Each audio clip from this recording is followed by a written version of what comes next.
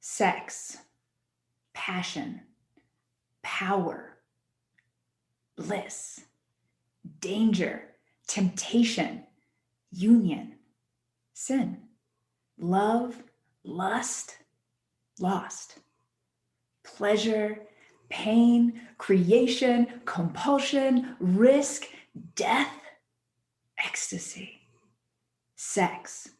No other word in the English language encompasses so much and can mean so many different things to each of us. Because sex is such a big word, I'll define it and how it's being used in this talk. When I say sex, I am referring to any and all thoughts and actions in the sexual realm, from ideation to intercourse, oral to orgasm, masturbation to marital bliss. If you can think it or do it in the sexual realm, we're going to put all of that under the umbrella term sex. Sexuality is our personal capacity for everything that lives under that umbrella. Sex is the what we're going to be discussing today. But first, we need to address the why. Let's be honest, we are delving into some pretty uncomfortable territory today. We have invited all of the elephants into the room. In order to get through that, we first need to understand our why. Why are you here? Perhaps, like me, you've had experiences in the sexual realm that left you feeling separate from God, and you're worried that'll happen again or happen to someone you know. You may feel uncomfortable with your own sexual desire or actions. Believe me, you are not alone on that one. I imagine if we were all in the same room and had the courage, most of us would raise our hands for that. You might know someone who seems to have lost their way and you're hoping to be a light in their darkness. If you're like me, you can get overwhelmed by the amount of sexual content that's available and how easily accessible it is to anyone with an internet connection, which of course includes our kids and their peers these days. Like many of us, you might feel lost and afraid in what can seem like an insurmountable problem. I encourage each of you to tap into why you're here. Consider what your goal is for this conference. What are you hoping to gain? What would you like to walk away with? What is so important to you that you will take time out of your life to be here discussing these difficult topics? We're going to take a minute to do this together before we go any further. Settle into your chair. I invite you to take a deep breath and close your eyes if you're comfortable doing so. It's okay if it feels a little bit silly. Take a nice, deep inhale. As you exhale, allow your shoulders to drop, your jaw to relax. Take another deep breath. Find and release whatever tension is in your body. Now, the deepest breath you've taken all day. Really fill your chest and belly. Now sigh it out all the way. Just release whatever you don't want to carry with you today. Now bring your attention to the center of your chest and listen to your heart as well as your mind to set your goal for the day. Why are you here? I'll be silent for a few moments to allow that to surface.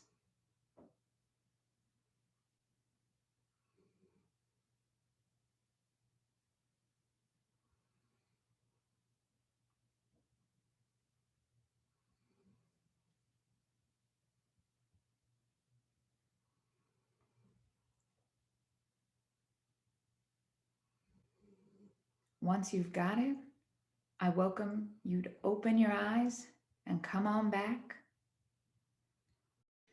If you have pen and paper, go ahead and write it down. That way you can revisit it throughout the day. If you don't, that's okay. Just write it on your heart and check in with it as we go along. I imagine we all want some version of the same thing, to live a life that is satisfying, happy, healthy, and aligned with our personal values. A life that gives us the best chance of fulfilling our highest potential in a way that honors Creator and creation. Whatever your reason for being here, and I hope you really dug deep, wrap your heart and head around it so you have something to hang on to when the discomfort becomes too much or you feel those walls coming up around your currently held beliefs. Those things are going to happen, I guarantee it. And when they do, remember why you're here. And most importantly, remember that you're not here alone. Now that you know why you're here, it's time I tell you why I'm here. I'm not going to give this talk with some secret agenda.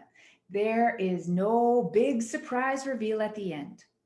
Why am I here? On some level, I believe we all know that our sexuality is part of our humanity, this vessel within which we come to know God.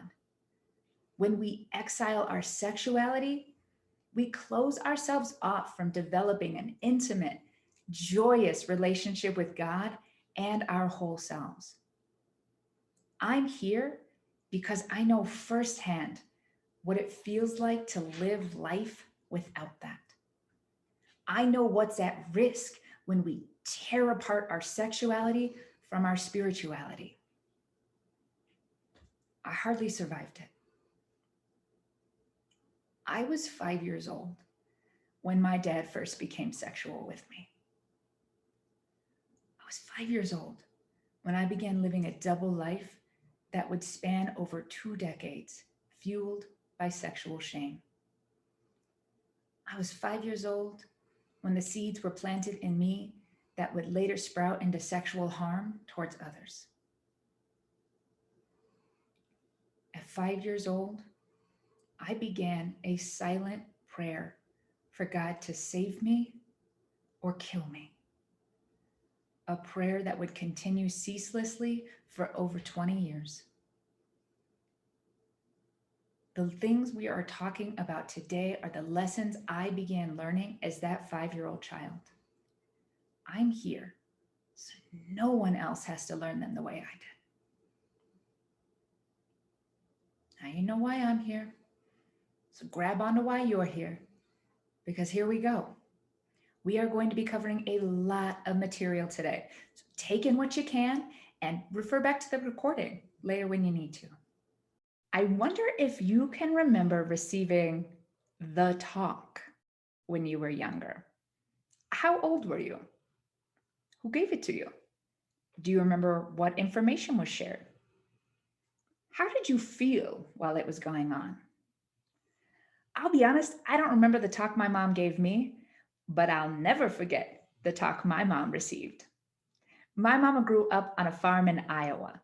One day in adolescence, she's walking across the yard with her mom, who, without stopping, points to 2 pigs mating and says, "That's sex, that's where babies come from," and then proceeded to continue with the day's chores. End of talk. I think we can all admit that some pretty crucial information was left out that day. Actually, there's one area that gets left out of most of our conversations about sex. But don't worry, we're going to rectify that right now. When I say sex, what part of your body comes to mind? Maybe it's your skin, that full body connection. Perhaps you thought of your hands, exchanging gentle caresses. Did anyone become really aware of their mouth? That amazing part of us that can receive a lover's kiss and express our wants, needs, and boundaries? I'd be curious to know how many minds migrated south. Fear not, we won't do a hand raise on that one. Who thought of our body's largest sexual organ? I am, of course, referring to the brain. If we had any doubt before this talk, we know now that sex can be many things. However, it does remain a physical process that's happening in a very real way in the brain and body. At bare minimum, most of us were given some information about the reproductive system, our genitals, and what we could expect during puberty. But who here was told that everything under that sex umbrella would light up your brain like a county fair on the 4th of July? At what age, if any, were you taught that the brain registers sex in the same areas that dictate our hunger, thirst, emotions, fear, cognitive function, and our survival? Did mom or dad explain that the brain responds to sex in the same way as the most powerful synthetic drugs? Was it at home, church, or school that you were taught sex could and would impact your body's developmental process?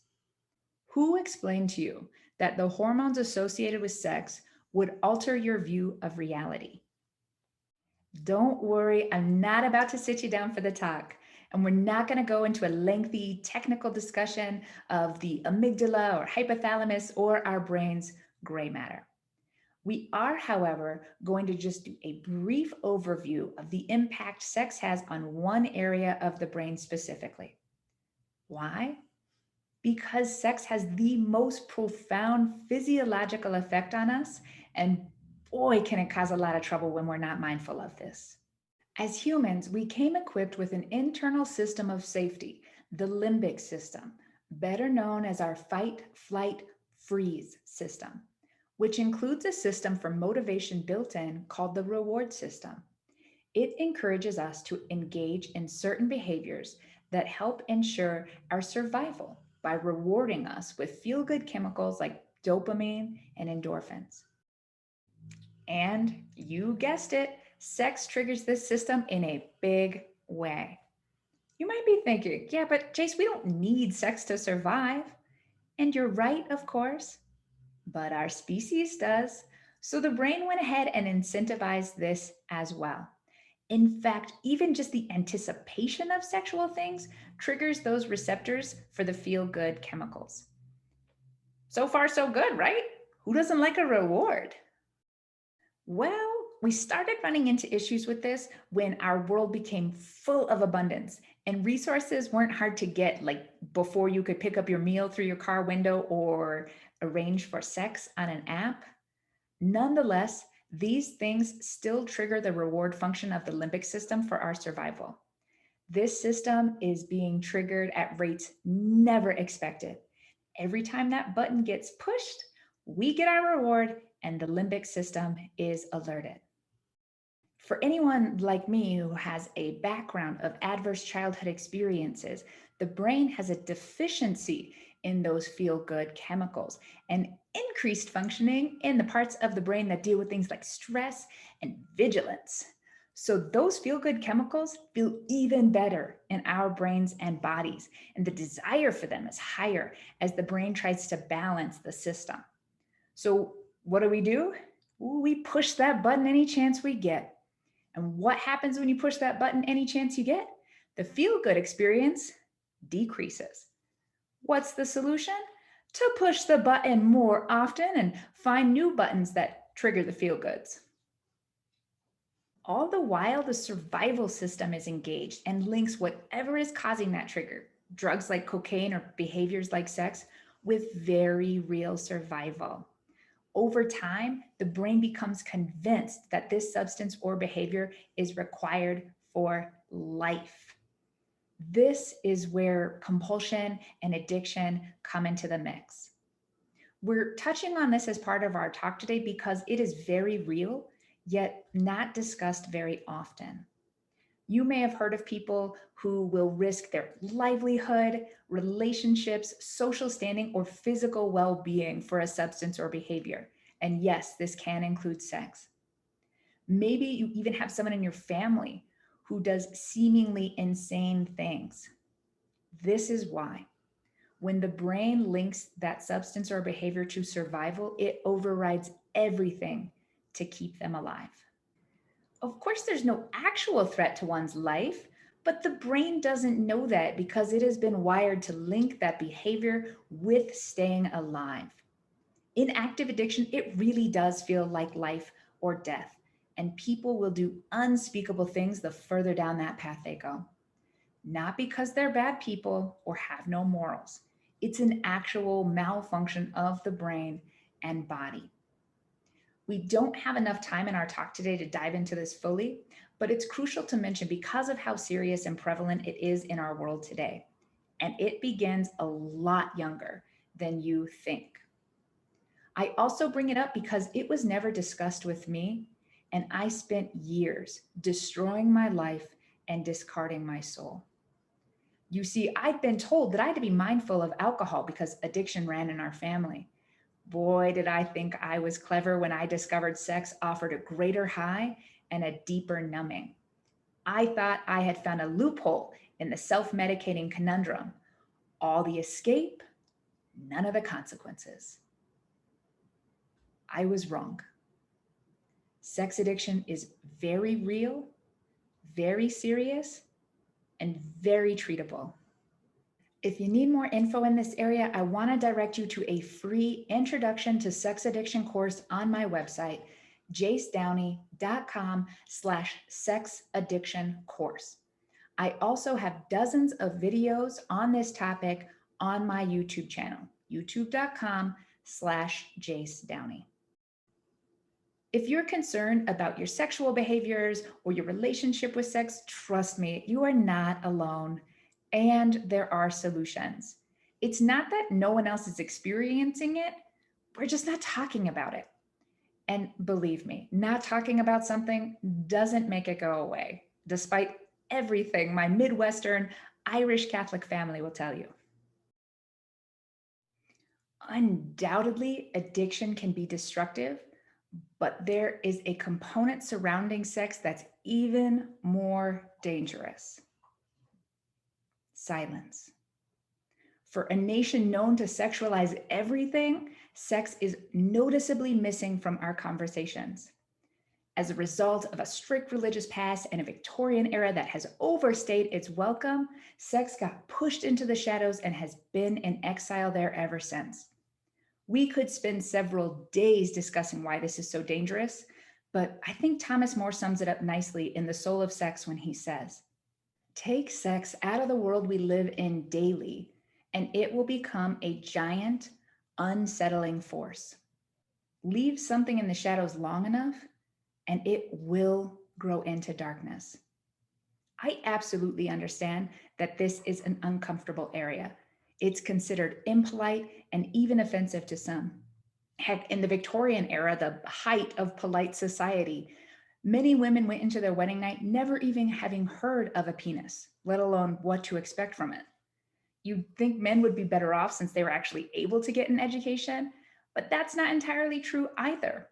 In his 1841 book, Medical Counselings, Robert James Culver scientifically explains the miracle of life as follows. The male is destined to furnish a peculiar, fecundating secretion and is accordingly provided with glands to prepare some fluid and a conduit to convey the same to its proper destination, while the female, being the recipient, possesses an organ capable of effecting a mysterious yet specific change upon the fluid so deposited. Now, in case there were too many sciencey phrases in there, let me put it into layman's terms.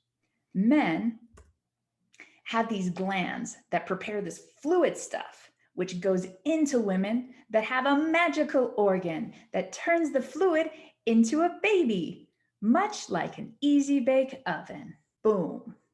Science.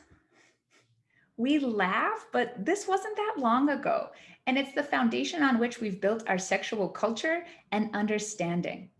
I would love to say that we have come a long way since then, but we are still a frighteningly ignorant lot when it comes to sex.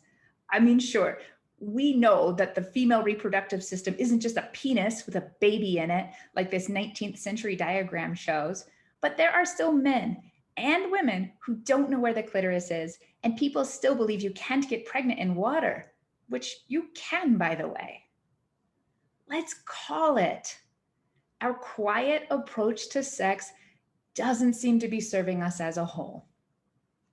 So who's ready to try a new one? Because here's the thing, there are people who approach sex openly, but are they the people you want guiding your children? Without question, the loudest voice in the sexual conversation is the porn industry. Oh, yeah, there was no way we were getting through this conversation without discussing pornography. Porn is the elephant in the room, wearing a light up tie, dancing the Charleston, banging a tambourine. Unfortunately, porn is not just an issue for us adults. The most recent studies show that the average age a person is exposed to pornography is 11 years old. And they don't have to go looking for it. Pornographic content can be found everywhere. Sites like Pornhub and OnlyFans, sure, but also Facebook, TikTok, Tumblr, Snapchat, Instagram, movies, TV shows, animation, books, magazines, apps. There's even one company experimenting with skywriting. But is it really that big of a deal? Well, you remember that reward system with all those buttons? Yeah, now picture a kid who's just discovered what happens when you ring the doorbell on Halloween. The response that happens in the brain when we view pornographic content is so overwhelmingly intense, it shuts down normal bodily functions and alters our physical development. Not to mention the impact it has on us emotionally, mentally, socially, and spiritually. I don't know if you've ever watched 8 hours of pornography straight, but I have. Let me tell you, it'll change you. So, why do kids look at pornography? Is it to feel aroused? No. It's to explore their natural sexual curiosity that is not being honored at home. There will not come a time where humans aren't curious about or interested in sex. It comes built in. Removing the healthy outlet for that curiosity does not remove the curiosity. I know we don't like to think about kids as sexual beings, but they are. Back in the day, they were having children as young teenagers or even earlier. It wasn't a crisis, it was common. That's why puberty happens at that age and not at 25, like many of us would want it to. If you don't hold a safe, loving, shame-free space for your kids' sexual curiosity, they will explore it elsewhere. Like many kids who grew up in homes where sex wasn't discussed outside of sex is bad, don't do it until marriage, I learned about it from pornography. And unless you want your kids learning that violence is sexy, consent is optional, connection is undesirable, and the more people, the merrier, I highly recommend you invite conversations about sex to the family table. And you know what the coolest thing about that is? When you facilitate the conversation, you actually get a say in what they're learning. Now, if you're thinking that talking to your kids about sex will make them aware of it, encourage them to engage in it, or imply that you're okay with any and all sexual behavior, you're wrong. Study after study shows the kids least likely to have sex are those who hear about it at home regularly. Oh, and you know it doesn't happen when you have a candid conversation about sex with your parents? Your brain doesn't get flooded with all those addictive chemicals. Your mind gets fed with accurate information that helps you honor yourself, respect others, and make informed decisions that align with your values. Now, before we leave the topic on pornography, I'm going to say one more thing. I know this seems obvious to us as informed adults, but some pretty yucky things can happen when this isn't just out on the table. Sex in real life is not like sex in pornography. Gross, Jace. Nobody wants to tell that to their kid. I know. But we also know the likelihood of them watching porn is really high. So it's better to just have this out on the table for their sake as much as their beloved partner down the line. Not to mention the amount of comparison going on when watching porn. We think social media impacts how they see themselves. Ooh, now plug that into about a gazillion watts and strap it to a rocket.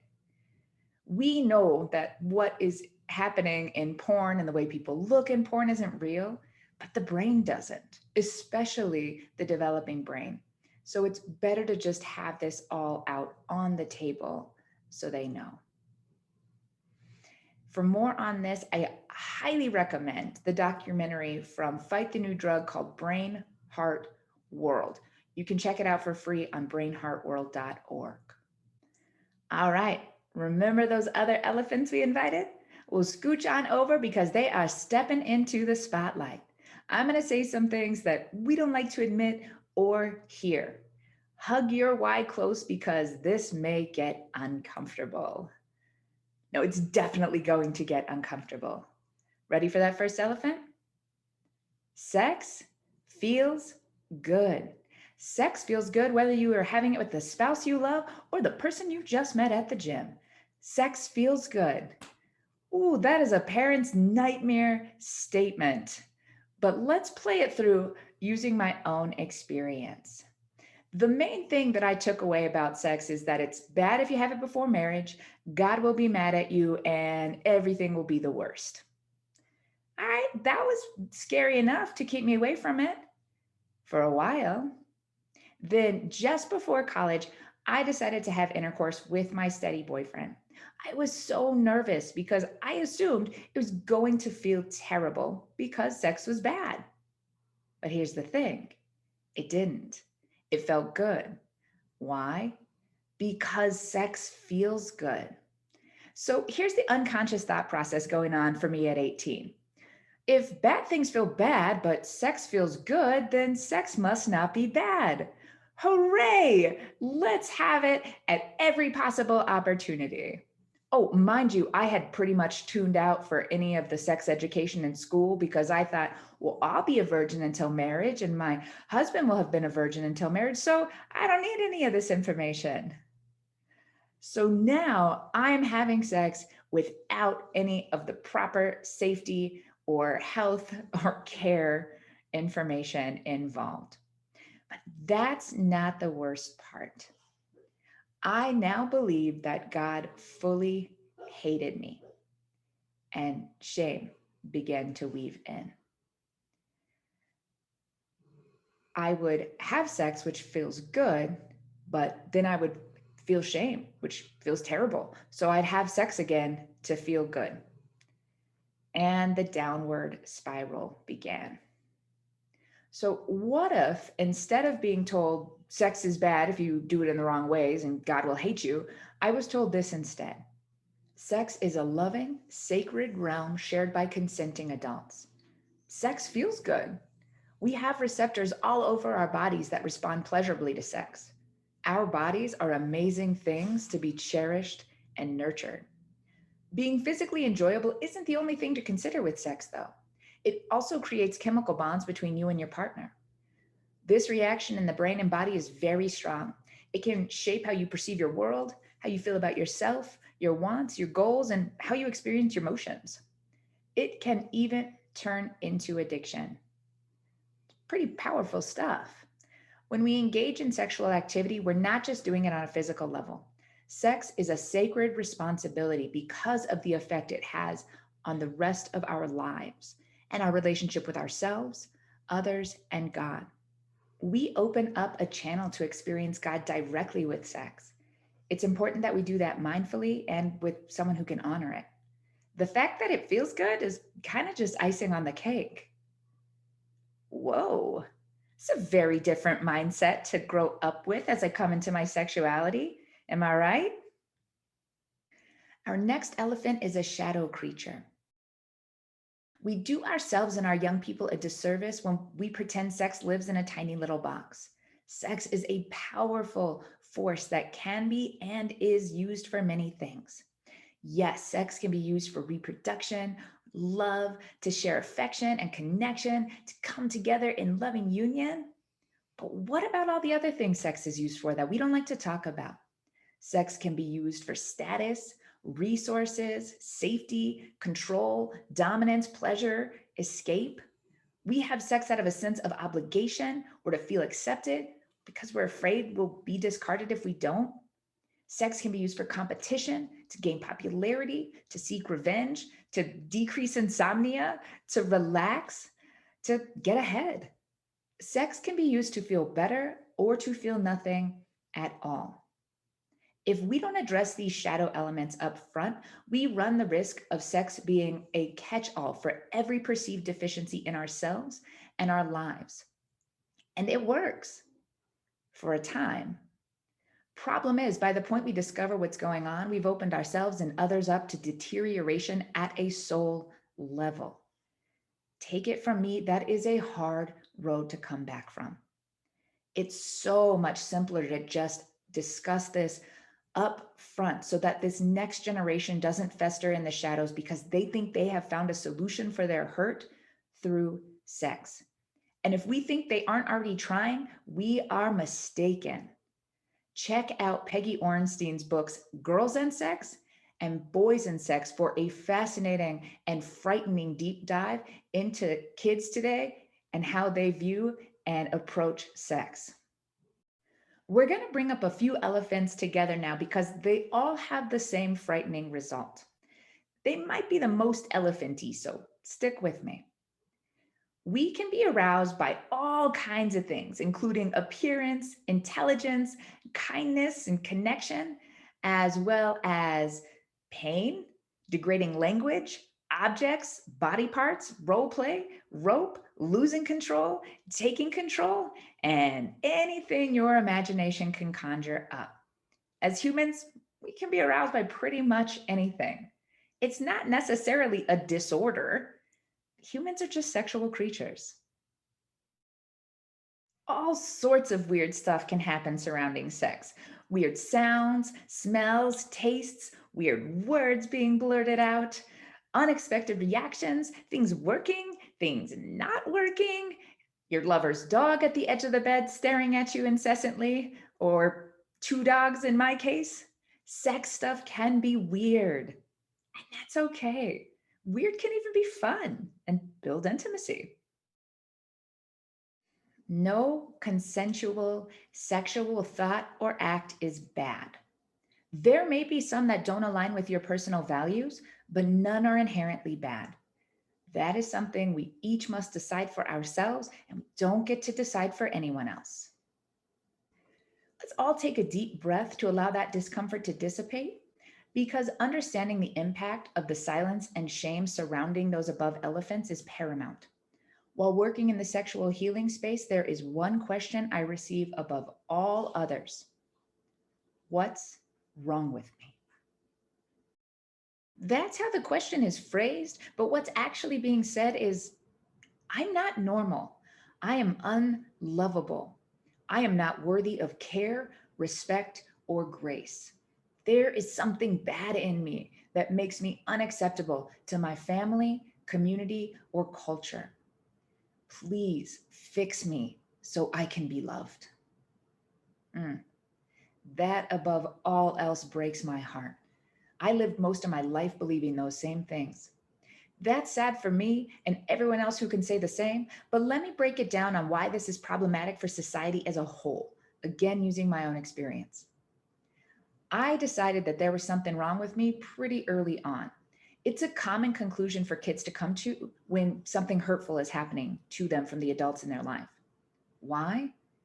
Because it's essential that there's nothing wrong with you, the adult who I rely on for absolutely everything, including my life. So instead, I decide that there must be something wrong with me, that I am unlovable, unworthy, generally unacceptable.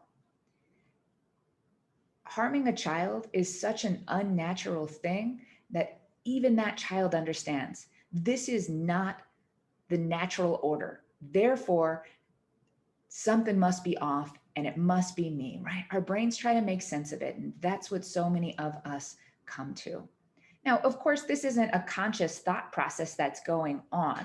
We don't realize this in the moment. I mean, there was no breakthrough moment during all those years of abuse where little Jace thought, oh, you're harming me because of your own unhealthy stuff that hasn't been dealt with. It doesn't have anything to do with me personally. Got it. No, I mean, I came to that realization as an adult, but it took many years. And in those years, I was walking around thinking I was unworthy of care, respect, and grace. And I let people treat me accordingly. And I treated them just the same way. Plus, I already believed God hated me from all the sexual activity beginning in childhood. So, how could I ever think anyone could love me? How was I going to ever love myself? No, instead, I was selfish, mean, manipulative, controlling, predatory, violent, erratic, and deceitful. Do we see why this isn't great for society that had to live with that version of me? Is it a stretch to see how it's not great for society to live with the countless others who were given the message, directly or indirectly, that there is something wrong with them and they are now acting accordingly? That's what shame is, by the way. It's the painful internalization of the idea that there is something wrong with me. If you hear anything I say today, let it be this: shame is not a teaching tool, and it's not an effective way to guide people, even if it seems to get results at the moment. Shame can result from things said and not said, like the shame we feel about our body parts that never get mentioned. Shame is destructive to the person and violent to the soul. There is no room for shame in love. And St. John of the Cross reminds us that there is nothing better or more necessary than love. There aren't good people and bad people in the world. There are people who know they are worthy of love and act accordingly, and there are people who have been taught they are unworthy of love and act accordingly. Which do you think we are called to help others become? The most important thing I learned through all those painful years is that there is nothing wrong with me. And there's nothing wrong with you either. We don't have to be flawless to be lovable. To summarize, for healthier, safer families and communities, we've got to talk about sex in open, loving ways without judgment. This hypersexual world is what happens when we don't. Let your kids or congregants bring you their curiosities. And please have accurate, up-to-date information you can share in a shame-free way. Believe it or not, they want to talk to you about this stuff. And there are profound benefits in having an open dialogue. Which brings us to our last elephant. Sexual abuse, assault, and misconduct are far more common than we like to admit, and they occur in every demographic. This may be where breaking the silence is most important. Openly discussing sex with your kids signals to them that it's okay for them to discuss it with you.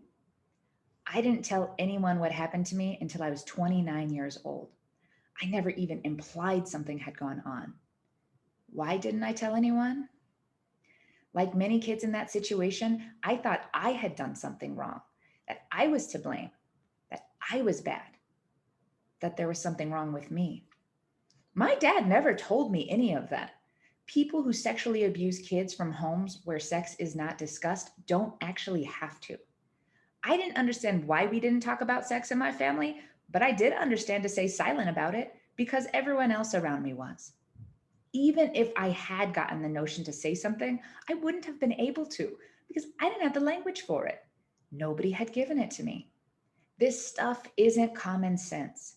What is common and has been the norm for countless generations is silence. As a child, had my dad been able to discuss the abuse that was happening to him, the likelihood of it being passed down to me would have been very small. There just isn't safety in silence. For the first time in human history, we are starting to learn just how widespread the effects of sexual silence are. This unhealthy sexual world we're in is a result of generations of silence. I know talking about sex is uncomfortable. It's scary. It is certainly awkward. It can even be political, but we've got to get over it.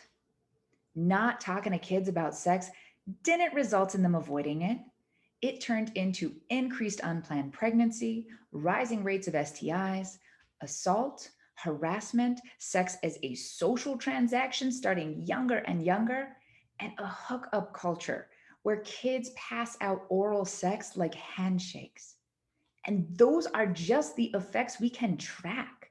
We'll never fully know the impact this has had on us intangibly as individuals or as a whole. The data is in. To remain silent at this point as members of our families or members of our larger communities is unrealistic and irresponsible. Who here wants their son to be the guy to avoid on campus because he thinks no means push harder? Or does anyone want their daughter engaging in degrading activity because she never learned how to express her wants, needs, or boundaries, or that she was even allowed to have them? That she sees how women are treated in porn and thinks that's normal? Or she doesn't even believe she's worthy of loving care because she has sexual desire in the first place and then lets people treat her accordingly, like I did. Can you begin to imagine how heartbroken my own mom was to learn I had prepared for my suicide? Because after 20 years, the sexual pain and shame had gotten to be too much. Because no one was talking about it, I believed I wasn't allowed to talk about it. I was willing to die before risking the loss of my mom's love, respect, or acceptance. There is no safety in silence. Breaking the silence saved me.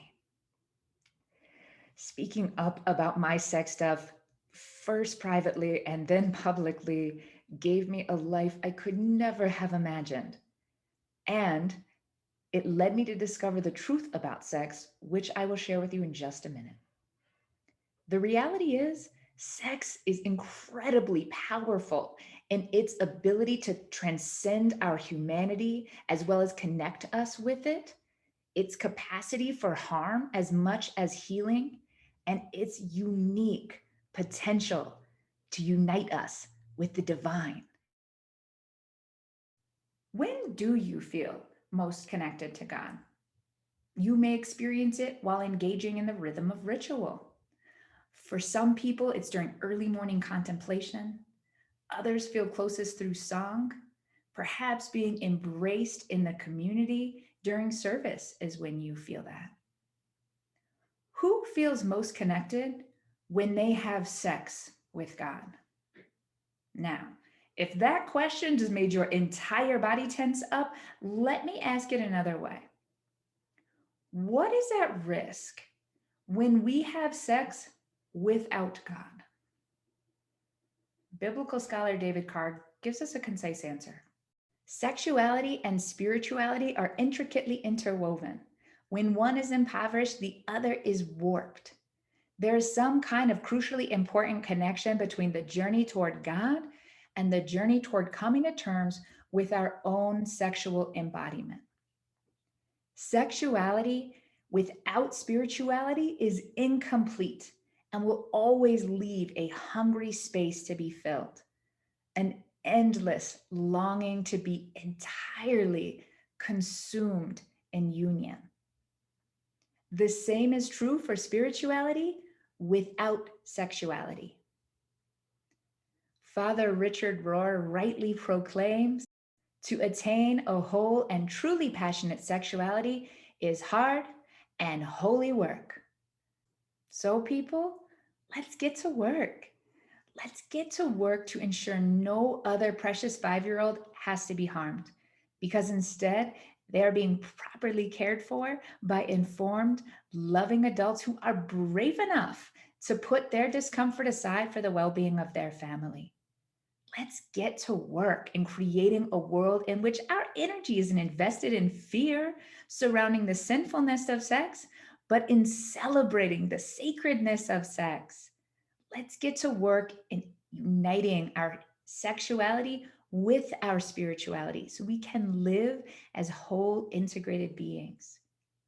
The Catholic Theological Society says our sexual actions must aim to be self-liberating, other-enriching, honest, faithful, socially responsible, life-serving, and joyous.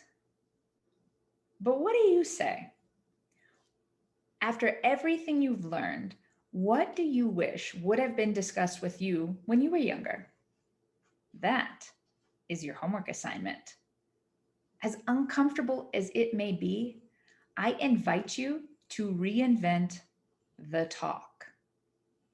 Courageously investigate your sexual beliefs, the lessons you were taught, and your relationship between sexuality and spirituality. Write it all down, and when you're ready, deliver it to yourself in a lavishly loving way. Perhaps it even becomes the updated talk you share with your family. Here's the truth I learned about sex that I had to travel down many dark alleys to discover. Our sexuality is our spirituality, incarnated in the miraculous temple of our human body. Sexuality is a sacred channel with which we personally experience God. To separate from our sexuality is to sever our intimate connection with the divine. To segregate our spirituality is to dishonor our holy human experience. We can't be whole without both, not as individuals and not as a society. So let's get to work on empowering sexual solutions, starting right here. Thank y'all so much for inviting me into your homes and hearts today. I am Jace Downey. You can find more from me or contact me at jacedowney.com. And in case you happen to forget, as we all do from time to time, you are loved and you are more than enough, just as you are today.